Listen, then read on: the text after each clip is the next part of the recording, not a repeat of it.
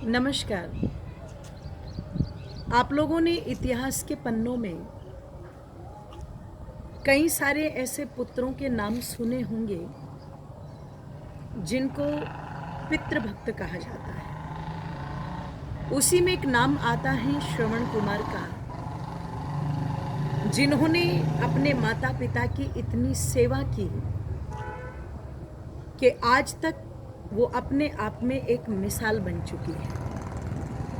आज भी यदि कोई पुत्र अपने माता पिता के प्रति बहुत समर्पित होता है तो अक्सर ये कहा जाता है कि ये तो कलयुग का श्रवण कुमार है। ध्यान रखिएगा, बहुत बड़ी विशेषता श्रवण कुमार की रही होगी, जिन्होंने अपने अंधे माता पिता को इतना तृप्त कर दिया कि जिसके कारण आज लोग ये कहने लगे कि श्रवण ने अपने माता पिता को तीर्थों के दर्शन कराए थे।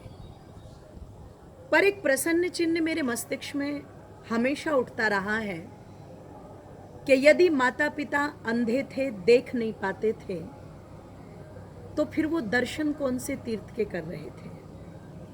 पर जब मैंने सत्यार्थ प्रकाश के अंदर तीर्थ शब्द के अर्थ को पढ़ा तो महर्षि दयानंद वहां पर स्पष्ट लिखते हैं कि जो पुत्र अपने माता पिता की सच्ची सेवा करके उन्हें तरा दें, सारे दुखों से पार करा दें, वास्तव में यही तीर्थ की सच्ची परिभाषा है। तब मुझे समझ में आया कि वास्तव में श्रवण जैसे सुपुत्र ने अपने माता पिता की आत्मा को इतना तृप्त कर दिया था कि अपने पुत्र के न होने के वियोग में तड़पते तड़पते माता पिता ने प्राण दे दिए। बहुत बड़ी बात थी, बहुत बड़ी विशेषता थी, और इसके लिए तो इतिहास के पन्नों में हमेशा श्रवण कुमार को याद किया जाएगा। पर वर्तमान समय में आज हमारे घरों के अंदर श्रवण कुमारों का अभाव क्यों हो गया? आज पुत्रों के अंदर वो भक्ति भाव पैदा क्यों नहीं होता जिसका वर्णन वेद के अंदर किया गया है। वेद माता स्पष्ट कहती हैं, अनुव्रतः पितु पुत्रो मात्रा भवतु सम्मनः जाया पत्ते मधुमतिम वाचम वदतु शांतिवाम, कि एक पुत्र को अपने पिता का अनुव्रती होना चाहिए। अनुव्रती अर्थात पिता ने जो जो कार्य किए हैं पुत्र भी उन कार्यों को करे। पर जरा सोचना, यदि पिता शराबी है तो क्या पुत्र भी शराबी बने? यदि पिता जुआरी है तो क्या पुत्र भी जुआरी बने? यदि पिता का जीवन अच्छा नहीं है तो क्या पुत्र को भी उसी प्रकार से अपने जीवन की हानि कर लेनी चाहिए? अगर पिता अनपढ़ रहा, गरीब रहा, तो क्या पुत्र को भी वैसा ही रहना चाहिए?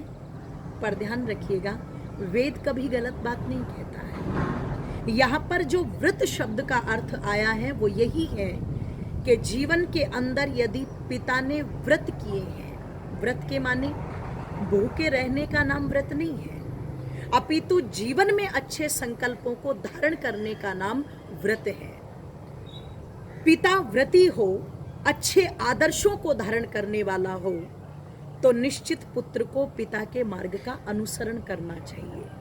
अगर पिता धर्मात्मा है तो निश्चित पुत्र धर्मात्मा बने।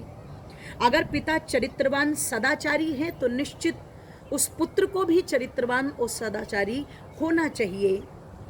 और यदि पिता कोई गलत कार्य करे तो फिर महाराज दशरथ के ये कहने पर कि मुझे कारागार में डाल दो, मर्यादा पुरुषोत्तम राम जैसे आदर्श भी वहां पर पिता की बात को नहीं मानते, क्योंकि वो वेद की आज्ञा के विरुद्ध हैं। वो कहते हैं आज मैं आपको कारागार में डालूंगा, कल मेरी संतानें मुझे कारागार में डालेगी।